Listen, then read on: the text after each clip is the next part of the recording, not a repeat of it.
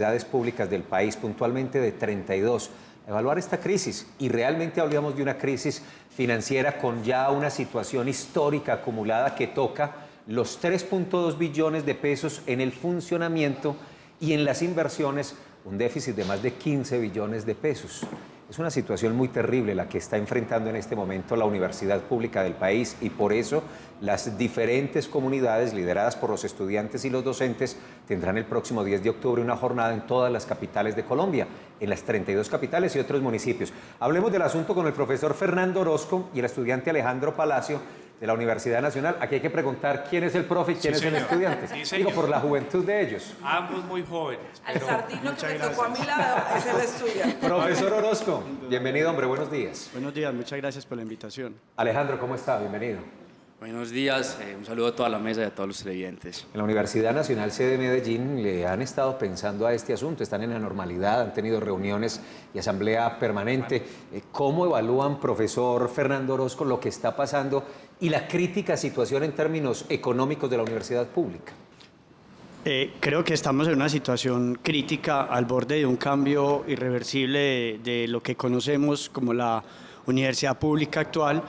Una universidad pública que tiene o se ha caracterizado por brindar una educación de calidad y con acceso para todos.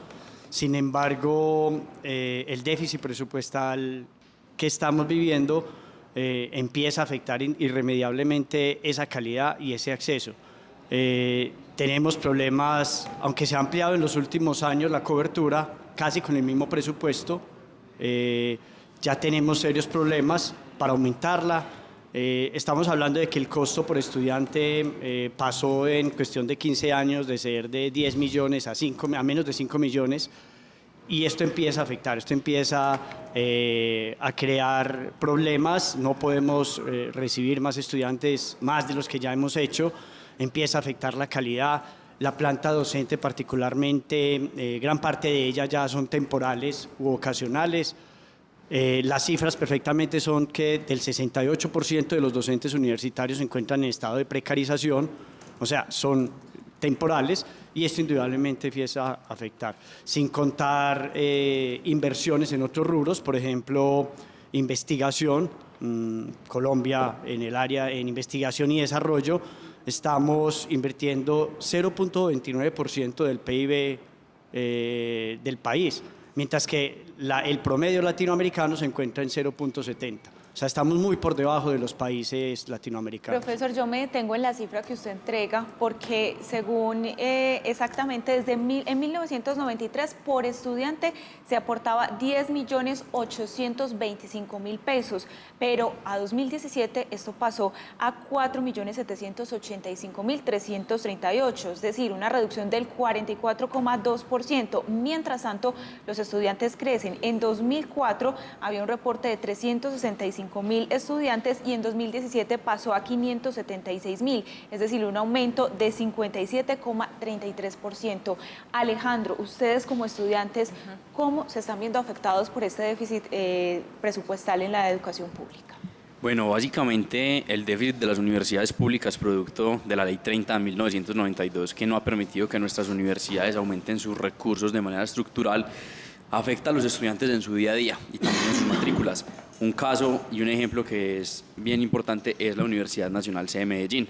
Hace 4 años la matrícula promedio de un estudiante era de más o menos 400.000 pesos. Para el 2018 la matrícula promedio de un estudiante de la Universidad Nacional es de 800.000 pesos. Y ahí es muy importante tener en cuenta que alrededor del 85% de los estudiantes de las universidades públicas y de la Universidad Nacional sede de Medellín son estrato 1, 2 y 3. Entonces realmente pues la desfinanciación de las universidades públicas hace que las matrículas aumenten para una población que no cuenta con los recursos económicos para ello. También los recortes de bienestar universitario. Cada día son más los recortes que los estudiantes vemos en los programas de bienestar universitario debido a la falta de recursos. Cada vez son menos los programas de alimentación, de transporte escolar, de residencias, los programas culturales, deportivos, de bienestar integral. Entonces, eso es muy importante, además de la calidad académica. Es decir, si no contamos con los recursos necesarios para funcionar, pues no podremos llevar a cabo nuestra vida académica de una manera normal. Hombre, Felipe, tiene toda la razón Alejandro. Sí. ¿Sabe cuál es el problema, Felipe, que hay aquí? lo que hay detrás de todo esto es un modelo que fracasó. El modelo de financiación de la educación fracasó en Colombia, lo acaba de decir él. La Ley 30 de 1992 amarró las universidades para que no pudieran generar recursos y las obligó a ser pobres. Ahora, A esperar a ver qué llega. a ver qué limosna les dan, qué les dan, y qué claro. caridad les dan. Así no puede funcionar el modelo educativo. Hay que abrir para que las universidades sean generadoras de recursos con su capacidad científica que tienen, y asimismo las universidades también, Alejandro y Fernando, tienen una gran responsabilidad, y es cambiarle la mentalidad a los estudiantes, porque no pueden seguir formándolos para que sean empleados, porque lo que estamos haciendo en Colombia es tener desempleados muy calificados, Felipe. Profe Fernando, soluciones. Hablaban ustedes de que si el gobierno nacional decide en el programa Ser Pilo Paga, que ahora va a tener otro nombre, se contratara únicamente con las universidades públicas, podría ayudar en cierta forma a superar un poquito esa crisis en que están sumidos. Sí, indudablemente si los recursos, que estamos hablando de billones de pesos, no se destinan para programas como estos, y no es así porque el programa no tenga una buena intención. El problema es que cuando se montan estos programas se hacen a costa del presupuesto para la universidad pública. Redirigir ese presupuesto a la universidad pública podría ser parte de la solución. Perfectamente, mientras una universidad privada cubre un estudiante, con ese mismo presupuesto nosotros podemos brindar una muy buena educación a 5 o 10 estudiantes. Ahora, lo que pasa también, Carlita, es que sí, pase de lo solo para la pública, pero quiebra las privadas. Así. Yo le tengo una pregunta al estudiante. Alejandro. Alejandro, que es estudiante, quiero resaltar el trabajo de Alejandro. Alejandro es estudiante de ciencias políticas y adicionalmente también es estudiante de economía a la vez. La universidad pública en Colombia tiene una crisis, lo estamos viendo, por la falta de recursos. Ustedes como estudiantes, ¿qué proponen realmente? Bueno, en general los estudiantes hemos sido muy juiciosos con el tema y desde hace más de 25 años hemos venido criticando la Ley 30, estudiando la Ley 30 y cuáles han sido los impactos que eso ha tenido como consecuencia en el estudiantado. Nosotros desde la Asociación Colombiana de Representantes Estudiantiles de Educación Superior, ACRES, hemos venido estudiando el tema muy juiciosos y tenemos como 4 exigencias que son muy importantes. En la ACRES están universidades públicas y privadas y es importante tener en cuenta que no es simplemente una lucha por la educación pública, sino también defender la universidad privada sin ánimo de lucro.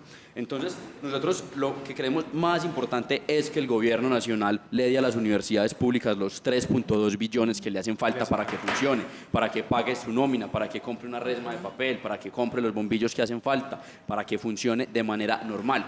Y que el gobierno nacional se comprometa con un plan de pagos a subsanar el déficit de 15 billones de pesos, que es lo que ha dejado de darle a las universidades para inversión, investigación, infraestructura. Por eso es que vemos que gran parte de las universidades públicas se caen a pedazos. A mí me duele profundamente ver que la Universidad Nacional C de Bogotá se esté cayendo a pedazos y que hayan edificios que ya están caídos o están cerrados.